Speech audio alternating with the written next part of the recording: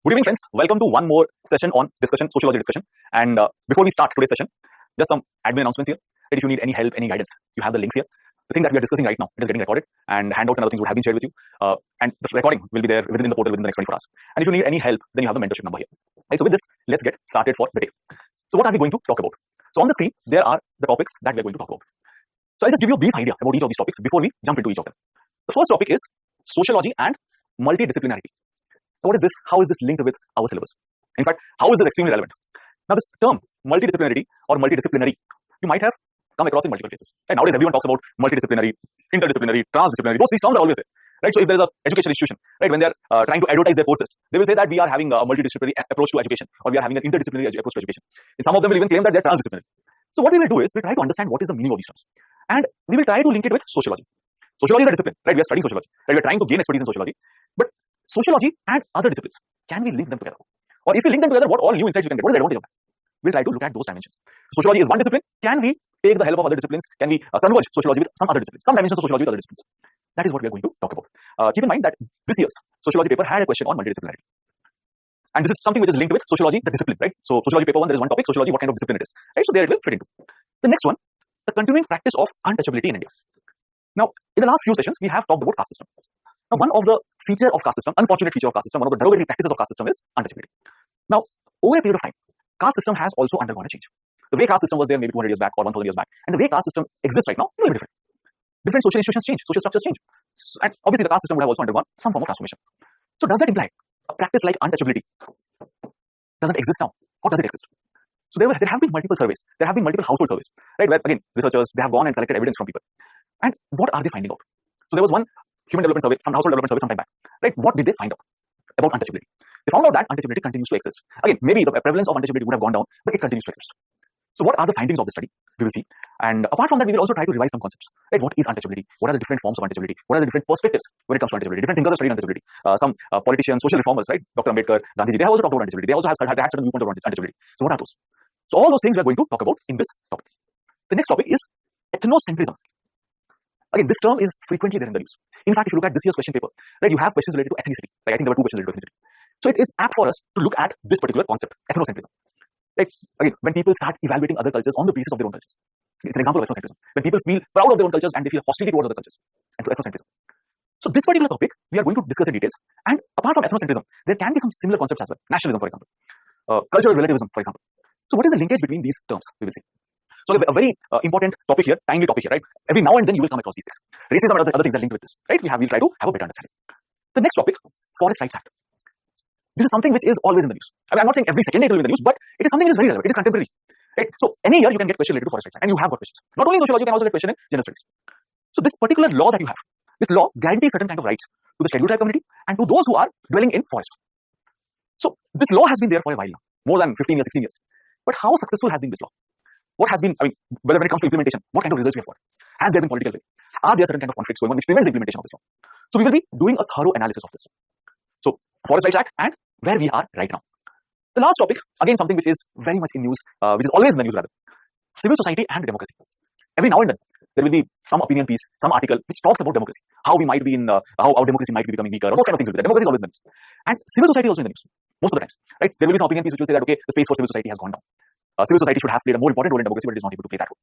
So what we will try to do is, we will understand what is civil society, we will understand what is democracy. I mean, again, if you are part of the tablet program, you would have gone through these topics, but still, we'll try to revise those concepts, right? What is democracy, what is civil society, and we'll try to understand the linkage between the two, right? How civil society can help democracy, or how democracy gets benefited by civil society, how sometimes civil society poses different kind of dangers to democracy. So all these linkages we will take up.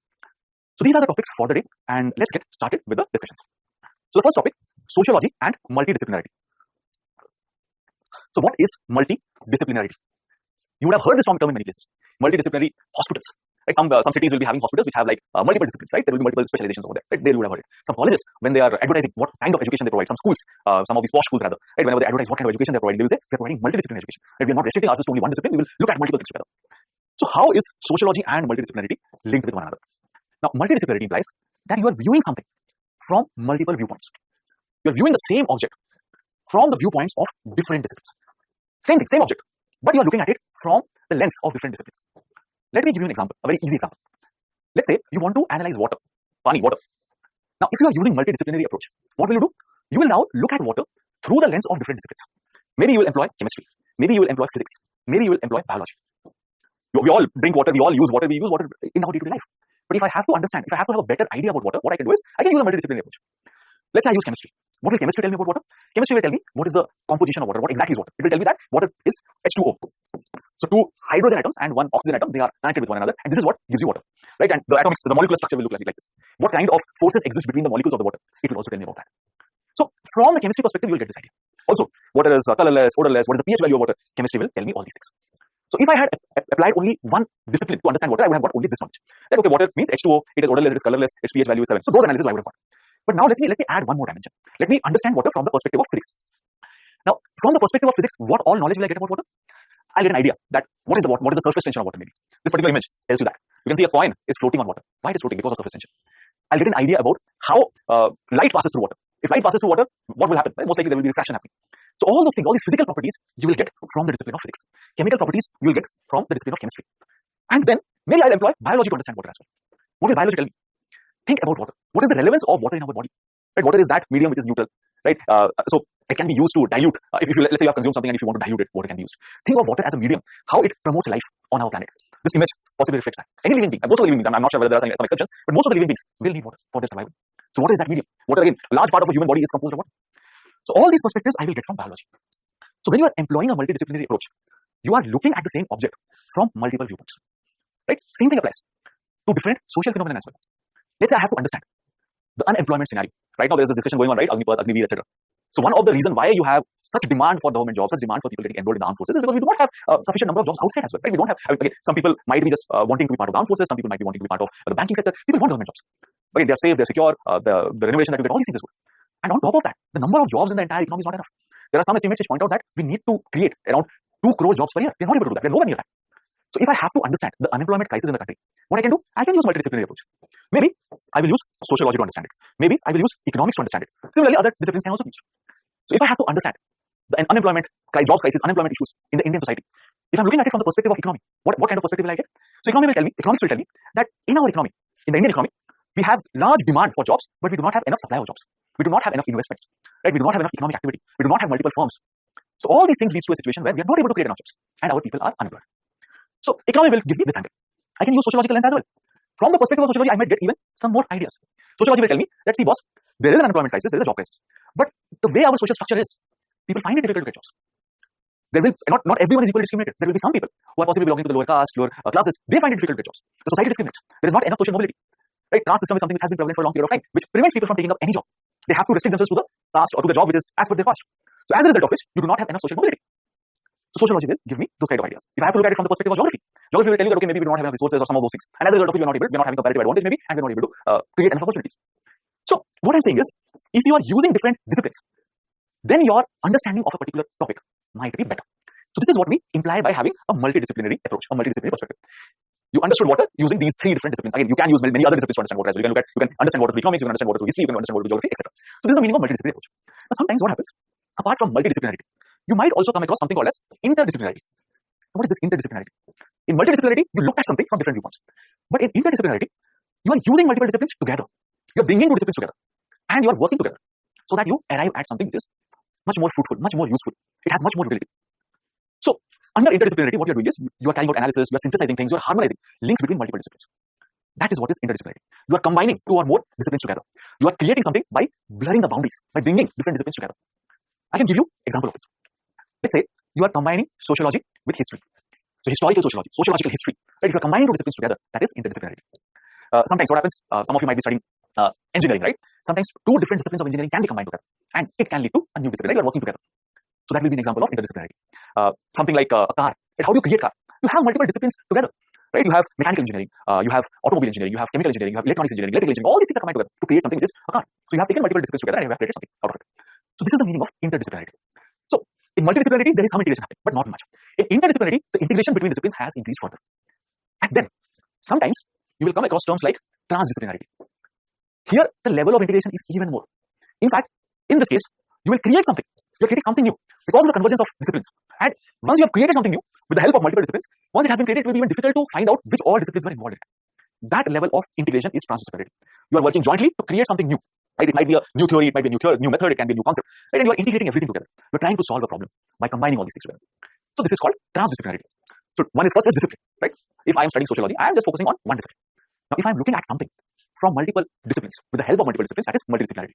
If I am using two disciplines together, there is some convergence, it is interdisciplinarity. If I am using multiple disciplines together, bringing them together, creating new things, and I'm solving a problem, that is transdisciplinarity. Now, this is something maybe everyone would not have found it easy to understand it. What we will do is, I'll give you an example, right, which will make things even easier. So this is the example. So there's something which is basically from a cookbook, so as to say, recipes are there, and you can see different kind of food items on this, vegetables and again some cooked items here. I think it's not the right time for these kind of examples. Most of you might be hungry here. I'm assuming that you're not having your food right now when I'm having this lecture. So all these things can give us some idea about what is interdisciplinary, what is multidisciplinary. So in the first case, you can see that there's a plate on which you have carrots.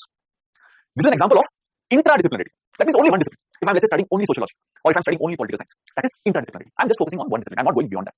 If you ask me something related to division of labor, right, I will only use sociological knowledge to explain division of labor. If you ask me about, okay, can you please explain what is religion, I will explain religion from the perspective of sociology. There might be someone who's a political scientist. If you ask him about religion, then he will explain religion only from the political science perspective. If this is being done, it is called intradisciplinarity. Intra, it is not inter, right? Only within a discipline. Now, on this, the second image that you can see, this is a plate which has different vegetables. It has, I think this is, I guess, broccoli, I'm assuming. This is maybe a cucumber, this is an onion, maybe this is a potato, strawberries, some beans are there, carrots. Right? So different vegetables are there now on the plate, but they're all kept separate. Right? So there's not much intermingling. Right? So this is an example of cross-disciplinarity. There's not much mingling, they're just there. Right? So you're just, you're looking at possibly one discipline from the perspective of another. That is what they're saying. Again, this cross-disciplinary, not much is used. Now come to the next one, multidisciplinarity. Here what you are doing is, here the level of integration has gone up. What they have done, they have chopped these vegetables and they have put it together. Maybe you have created a salad kind of thing. Right? So some flavors from here to here, it is going. Maybe you'll get some flavor of tomato in some other vegetable. So here the level of integration is slightly more. Right? So several different disciplines, but each of them is providing its own unique perspective. Right? If you eat salad, if you're eating cucumber in that salad, right, you will get the taste of cucumber. If you're eating tomato in that salad, right, you will get the taste of tomato. So each discipline here is providing its own unique perspective. Look at the example of water. Chemistry is giving its own unique perspective, physics is giving its own unique perspective, biology is giving its own unique perspective. Right? So there are multiple disciplines are here, but each of them are giving their unique perspective. Right? But there is the level of integration is slightly more. Next level. Here it is interdisciplinarity. Now what you have done, you've put all these things together and you have maybe boiled it. You have created a soup or something. You have created a veg stew maybe. So now what has happened? Multiple, you will have juices of tomato going into something else, carrot flavor is coming into something else, or you might have created something new now. That is an example of interdisciplinarity. So again, a higher level of integration as compared to multidisciplinarity. The last one, transdisciplinarity. Here you have created something which is completely unique. It might be even difficult to find out what are the ingredients here. Here again, to some extent you have an idea what are the ingredients. Here it is something which is completely, looks different. It is very difficult to identify the ingredients. It is indistinguishable. You wanted to solve a problem maybe your spouse or someone had your boyfriend was having his or her birthday and you wanted to create a cake for that individual. Right? So you had used some of these vegetables. Of course, it sounds weird to have broccoli in your cake, but maybe some other dish was there. So what is happening is a new kind of recipe, new kind of thing has emerged, which is, you will find it very difficult to find out what are the ingredients of it. So this is a very higher level of abstraction now. So from interdisciplinarity to transdisciplinarity, this is how things look like, right? The level of integration is gradually increasing. Now, one actual example that I can show you, again, this is from the natural sciences. This is an example of multidisciplinarity. Physics, chemistry, biology, engineering, right? So they're all different disciplines. They're all separate from one another. And using that, you're trying to find out something. Right? You're trying to look at an object with the help of all these perspectives. That is multidisciplinarity. Interdisciplinarity, what you're doing? Now, physics is being combined with chemistry. So there is one discipline, physical chemistry. You're combining engineering with physics. You're getting mechanical engineering. You're combining engineering with biology, bioengineering. You're combining chemistry with biology, biochemistry. So there is no convergence between disciplines. Right? So that is an example of interdisciplinarity. You're taking two disciplines together and you're creating something new. The next one, transdisciplinary. Here what has happened? There is again large overlap. Right? All these disciplines are coming together. And eventually, you might create something which is nanotechnology. Right? All these disciplines have come together, and all these things are helping us better understand things which are at the range of 10 to the power minus 9 meter. Right? Nanotechnology is something you can study with the help of all these disciplines together. So this is at an advanced stage, transdisciplinarity. So this is how the level of knowledge is possibly increasing, right? When you are combining different perspectives together. So this is how things look like. Now, let's try to, and I've given you a host of examples and illustrations now. Now let's try to differentiate them. Right? It will again make our job slightly easier. Right? First one is interdisciplinary, then multidisciplinary, then interdisciplinary, then transdisciplinary. Right? What are some of the key differences between them? In case of interdisciplinary, right, the carrot example, only carrot example. See, here you are just getting specialized in one discipline, not more than that. Right? In multidisciplinary, you are trying to get knowledge from multiple disciplines. You are just trying to get viewpoints from different disciplines. That's it. Interdisciplinary, you are now integrating knowledge. That's a new thing, right? You are now bringing two things together. Here you just look at, right? You are just drawing ideas from different disciplines. Transdisciplinary, you are creating a new thing altogether. New frameworks, everything is new here. So this is the highest level of integration. Another way to look at it. Single disciplinary, that means interdisciplinary. There is not much cooperation with other disciplines. Not at all required, right? I am an expert in sociology, I will study sociology. I am a political scientist, I will study political science. I am a maybe geologist, I will study only geology. I am a psychologist, I will study only psychology. There is no cooperation between disciplines. Multidisciplinary, yes, you are having some amount of cooperation, but again, you are not focused on problem solving, you are just taking some expert opinions. Right? How will a historian look at it? How will a psychologist look at it? How will a philosopher look at it? You are just taking expert opinions from people around, who are belonging to different disciplines. In interdisciplinary, now you have a focus on problem solving, and you are now including different disciplines to come across a solution. So here there is again a utility perspective, so as to say. Here what you are trying to do, here greater level of integration is there. You are solving problems and you are getting a lot of people together. People from multiple disciplines together, people from academia, practitioners, all of them are coming together. So eventually you are all getting benefited. A new thing has been created. So as you can see, if the focus is on interdisciplinary, maybe you will not be able to solve problems. And especially in the present context, you will be just restricted. You're just looking at anything from one angle. Something like multidisciplinarity will, again, might not solve everything, but you will get ideas about the same thing from different angles, from different lenses, from different disciplines. Interdisciplinarity, to a large extent, can solve problems. And transdisciplinarity, this is something that is very, very useful. Right? Knowledge is getting integrated and it is trying to create some solution. So this is the difference between the levels of knowledge, the levels of integration. Now, all these things I've been talking for the last 15 minutes or so. Let's look at some examples now. Right? How this kind of integration might be happening. Right? In different, how sociology and other disciplines might be getting integrated. How they can give us better idea of social reality. And I'm not talking about only transdisciplinarity or multidisciplinarity. We'll see what kind of convergence has been happening. So let's look at some cases. Now, history and sociology.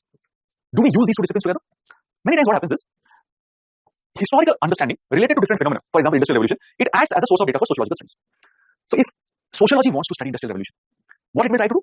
It will take into consideration what historians have already studied. Right? There might be some historical data about industrial revolution, and sociology will try to incorporate that. In fact, in our syllabus also that is there. Right? We talk about industrial revolution, we talk about host topics, and we also consider the fact that how all these things might have helped in emergence of the discipline. We also do that. So historical data helps in understanding society. Historical data is helping sociologists. Similarly, historians study different kinds of social institutions, caste, class, family, etc. But historians study a particular phenomenon. They look at all these angles, and these are all social institutions. So all this is an example of how the discipline of history and sociology might be converging. There's a convergence between them. Another example. This is from sociology and psychology. Is there any overlap? Is there any convergence? If the two disciplines come together, do we get a better idea about reality? So Ginsburg argues that laws of general psychology can be used to firmly understand and explain various social phenomena. So psychology can help you understand society to a large extent. For example, if you have to understand wars, if you have to understand different kinds of social institutions, maybe psychology will give you an idea. Why do people choose a particular kind of leader? Right? Why do, in some cases, right, why people support despotic leaders? Maybe it is rooted in psychology. If you are able to understand the psychology of masses, it can help us understand things like the political behavior of people, maybe.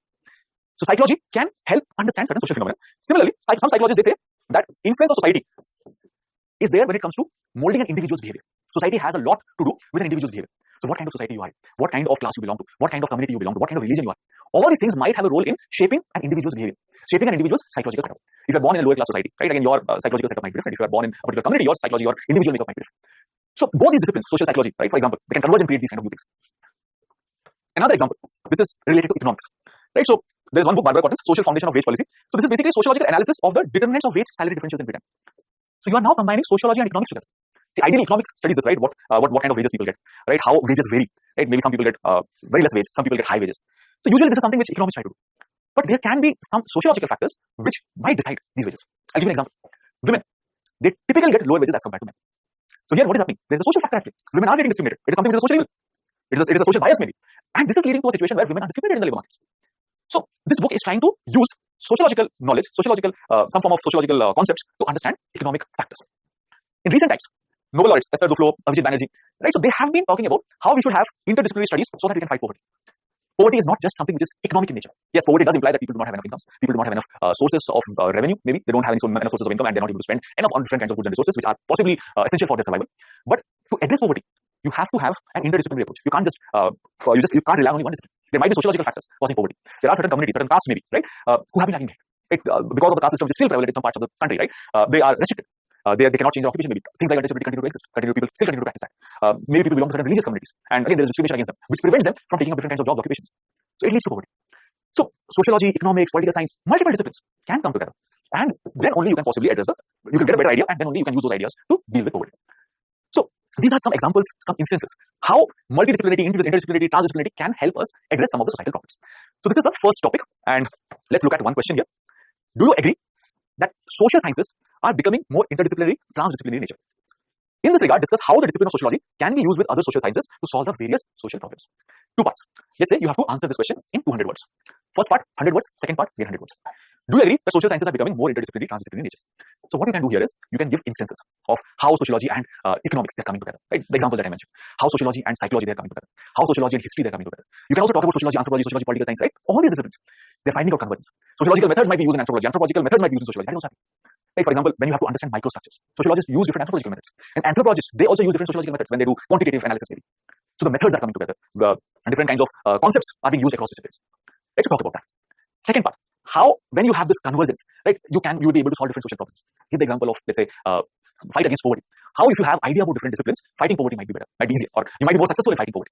If you have to address the unemployment crisis, you have to look at unemployment from multiple angles. Talk about that. If you have to address again things like racism, communalism, etc., sociological understanding is important. Maybe you also need some understanding of biology, evolutionary biology, that's a new discipline, right? Or political science, philosophy. Maybe inherently people are supposed to behave in this particular manner. Maybe there's something to do with biology where people are afraid or they have disgust towards other communities.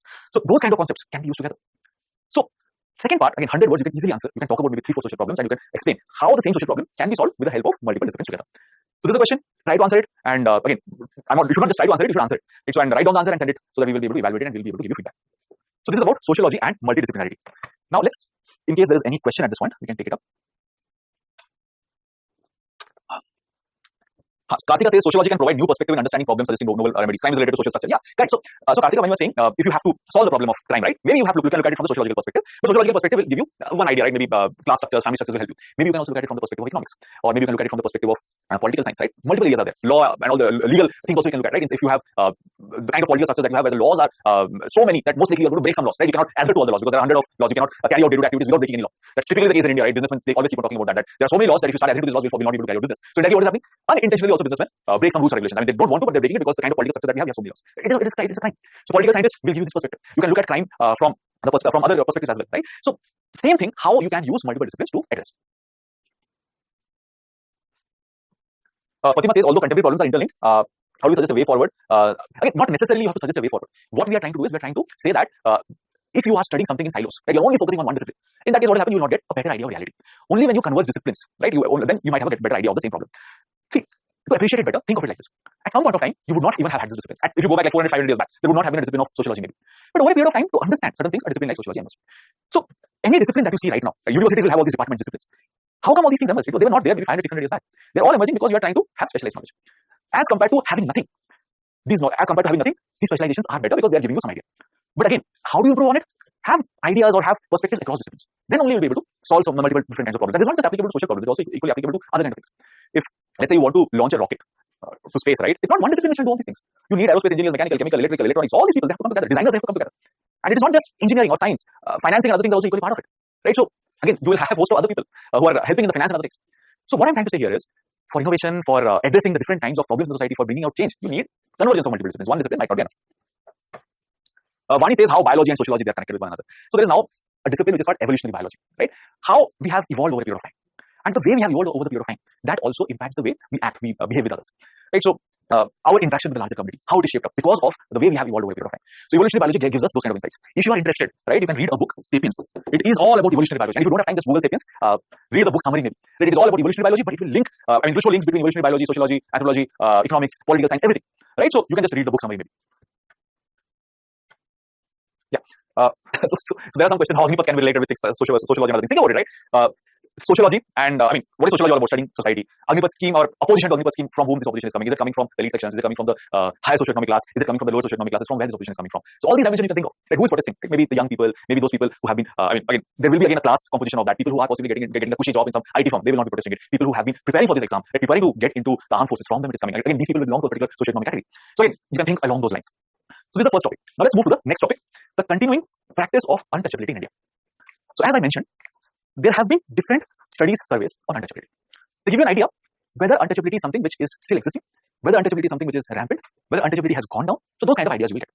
Also, where is it practiced? Right? In which region, among which communities, what is the extent of this practice in urban rural areas? So those kind of things they have studied. So we'll look at that survey. And by the way, that survey has been carried out by a government institution in collaboration with an university. So National Council for Applied Economic Research, based out of Delhi, and University of Maryland. Right. So statisticians, economists from both these institutions, they have done this survey together. Right. So again, this is one of those surveys which is very authoritative. That means it is known for its quality inputs. Right. So don't dish that, right? Because you thought of something and the survey is saying something, so we'll dish that survey. That is incorrect. If you don't do that, look at it, try to understand what the survey talks about. But before we see the survey data, let's try to understand what is the meaning of untouchability. Right? Let's look at the background here. So what is untouchability? So Indian society, you have what is called as a caste system. Right? It is one of those institutions which continues to exist. So in this class system, what happens? The society is divided into different segments. And these segments that are there, they're not arranged like this. They are rather arranged in a hierarchy. Some segments are considered to be superior, some segments are considered to be inferior. That's how the society is structured.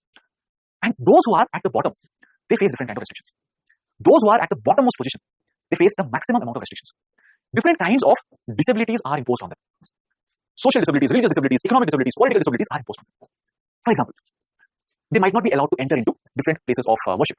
Not necessarily everything happens nowadays. Maybe the prevalence of all these things have gone down. But previously, different religious institutions, for example, temples, they will not be allowed to enter. Right? If you have to, again, study something more on it, just study about temple entry movement. Like, what was temple entry movement about? Right? The lower caste communities were not allowed to enter into temples. Right? So again, there was an opposition to that. So Google temple entry movement, you'll get an idea about it. And in fact, now also in certain religious institutions, certain places, these kind of restrictions do exist.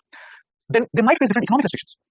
Maybe they're not allowed to participate in different kinds of economic activities. They're restricted. You cannot do this. You have to do this. That can also be the case. You have to carry out manual scavenging. You have to carry the dead animals, carcass. So they will be forced to do that. They might want to move out of it, but that kind of options will not be there. Political challenges also they might face. They're not supposed to contest elections. They're not supposed to participate in different kinds of political activities. Right? I mean, traditionally that was the case. Now again we have universal adult franchise, right? Anyone can contest elections. At least that's what happens. And in fact you have positive discrimination, affirmative action as well. There are different other kinds of social disabilities as well. For example, members from the scheduled class community, they have been restricted in accessing different kinds of resources, common drinking water facility, common bathing facilities. There will be restrictions. In recent times, you would have seen that news that a civil servant from scheduled class community, that person was also not allowed to ride a horse in his wedding. And that person, a civil servant, right, who has cleared UPSC, who's an officer, that person, when he's getting married in his own village, right, that person had to take police protection because the upper caste members were not allowing, or they had given some threats that you will not be allowed to ride a horse in your marriage, which is again a very common thing. So different kinds of disabilities are imposed on those who have been considered to be untouchables, or those who are given the lowest most position in the hierarchy, in the class hierarchy. That is untouchability. Now, what are some of the different interpretations? Dr. D.N. Majumdar says the untouchable castes are those who suffer from various social political disabilities, many of which are traditionally prescribed and socially enforced by higher castes. So in different kinds of social political disabilities are imposed on them, enforced by the higher caste members, and they have to follow it. This is what Dr. Majumdar says, and again, this is within quotes, exact words. We have a law which abolishes untouchability, which says untouchability is an offense. In fact, if you look at our constitution, there also it has been mentioned that untouchability has been abolished. So we have a law, Untouchability Offences Act of 1955. It defines what is the meaning of untouchability, what all practices qualify as untouchability.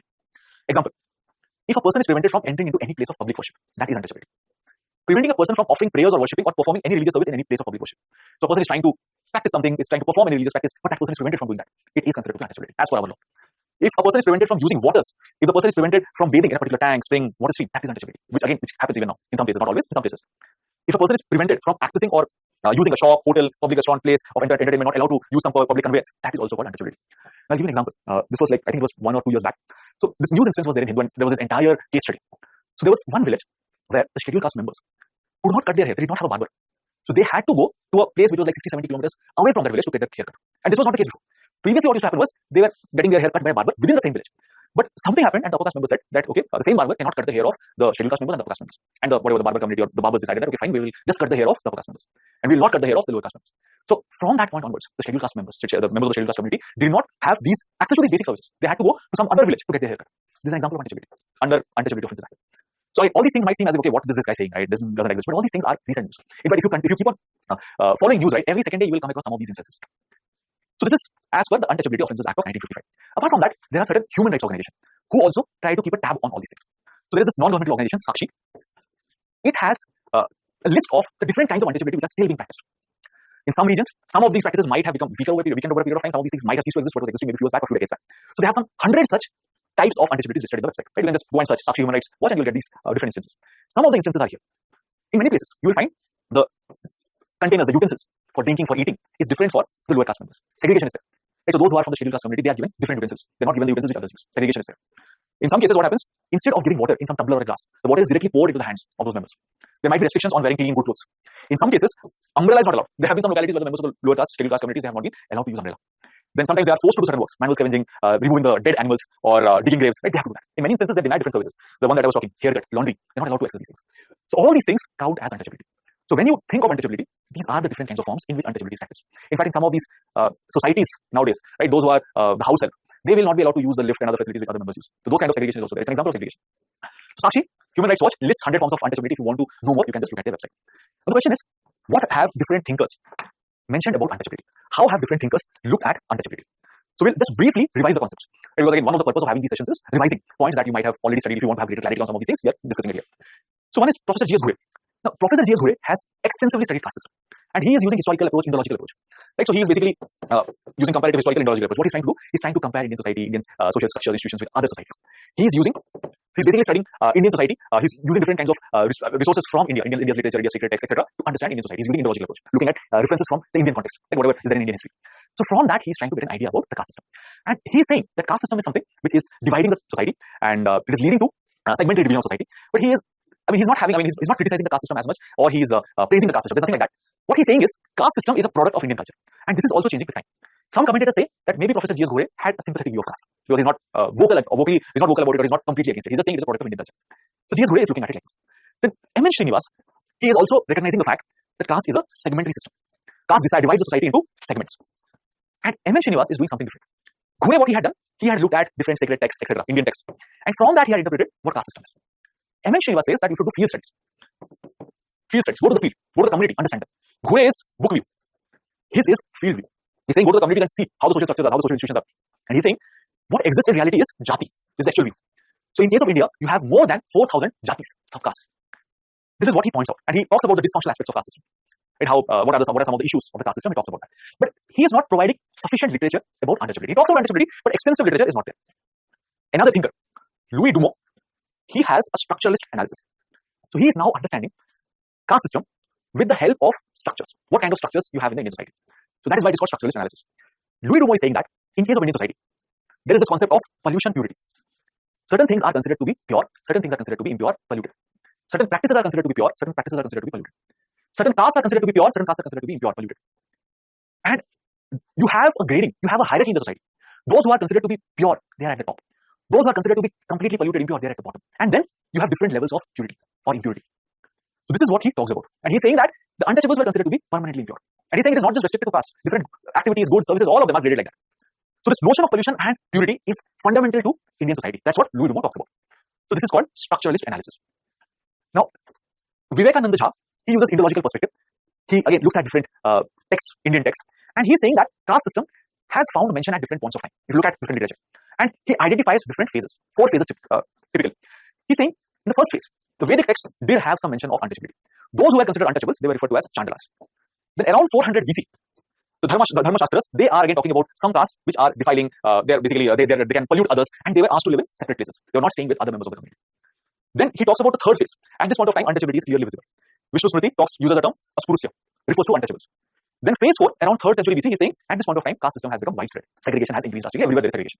So this is what Vivekananda Jha talks about, right? How at different points of time, caste untouchability did exist, or some evidence of untouchability being there exists. Apart from that, 2 other individuals who have also talked about untouchability have tried to find out ways to address untouchability. Maybe their approaches have been different, but they have had significant role in addressing untouchability, or who have played significant bits when it comes to addressing untouchability. The first one is Gandhiji. Now, Gandhiji was against untouchability, but Gandhiji was not against caste system. Gandhiji used to talk about Varna Vyavastha. Varna Vyavastha refers to how the society is divided into 4 Varnas: Brahmins, Kshatriyas, Vaishyas, Shudras. Right? So he talks about Varna Vyavastha, and he used to say that this Varna Vyavastha is something which is not bad in itself. It is something which is giving some identity, some culture to our country, and it integrated society. So Gandhiji was not explicitly against Varna system. Right? So keep this in mind. This is where Dr. Ambedkar varies completely. But Gandhiji is saying that untouchability is something which is wrong. It is a pollution. It is something which should be removed out of society. It has no place in a civilized society. And Gandhiji is trying to do multiple things to address that. He criticized the practice of untouchability. He is basically coining a new term for those who are treated as untouchables. He's calling them Harijas, the children of God. At this point of time, other terms are also there. And Avarna and other things. Untouchables, Avarnas. He's saying that no, you are the children of God. So he's basically trying to change the mindset of the people through this maybe. Apart from that, he is now having a nationwide campaign. He's moving from one place to another. He's going by car, bullock carts, on his foot, by walk, on a national campaign to address the issue of untouchability, to reduce untouchability, to remove untouchability from the society. So he travels somewhere around 20,000 kilometers. He's collecting money for Harijan Sevak Sangh, something that he founded, which would have addressed the issues that Harijans face. And he felt that this problem can be addressed by socio-cultural improvement. You have to change the society, you have to change the minds of the people, you have to change the heart of the people. So change can come from within. So this is what Gandhiji. But Dr. Ambedkar, he had a different viewpoint. He is saying that as long as caste exists, you will have outcasts. Outcasts means those who are considered outside the caste hierarchy, those who are considered lower than the other caste, those who are considered to be untouchables. So if you have caste system, then obviously there will be someone who is an outcast. So Dr. Ambedkar always said that if you have to address caste system, if you have to abolish untouchability, you have to remove caste system. So he used to talk about annihilation of caste, annihilate caste. So Dr. Ambedkar's view was that, and he felt that Gandhiji and other Congress leaders, their approach was very paternalistic. All these annihilation of caste, everything should come from within. The members who were considered to be untouchables, they should decide on this. Apart from that, Dr. Ambedkar also had some theory, the broken man theory. He used to say that in primitive society, there were different kinds of people. There were some people who were tribal and nomadic. Over a period of time, settled agriculture is emerging. So people are getting settled in one place, they're cultivating. But at this point of time also, there are some people who are nomadic, they're moving from one place to another. So those who are settled, they're carrying out agriculture and other activities, but they are provided different kinds of services by the nomadic communities who are staying outside. So the nomadic tribes stayed outside the villages, and they did different kind of menial jobs for the settled cultivators. Over a period of time, these nomadic tribes, for them different kinds of names came up. Antya was seen, Asprusya. And he used to call them, Dr. Ambedkar used to call them broken men. And these people were later on considered to be untouchables. So this is how Dr. Ambedkar looks at untouchability, looks at how possibly untouchability emerged. So these are the different perspectives, viewpoints. We started with Ghore, we looked at M.N. Srinivas' viewpoint, Dumont, then Vivekananda Jha, and Dr. Ambedkar and Gandhiji. Now, these are all different theories, viewpoints, right? How different thinkers, how different social reformers, how different politicians, they have looked at it. Now, what exists in reality at the present? So, this Indian Human Development Survey, 2011-12, tried to gauge what is the extent of untouchability in the Indian context. So what it is doing is, it is going to, people who are part of these organizations, or people who are part of, who are affiliated to these organizations, National Council for Applied Economic Research and University of Maryland, they're going to different households and they're asking some questions. So first question that they're asking is, in your household, do some members practice untouchability? They're asking this question. If they say yes, then they will again include their data.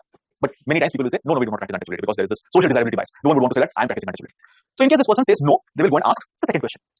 If there is, would there be a problem if someone who is a scheduled caste were to enter your kitchen or share utensils? So this is the second question that the survey had. So if this is yes, they don't ask this question. If this is no, they ask this question. So again, if someone says yes, they're counted as a household which practices untouchability. So this is something that they carried out again at different places in India. And what is the result that they are getting? So first thing, they found out that all India, 27% of households practiced some form of untouchability. And rural areas, this is 30%, urban areas, it is 20%.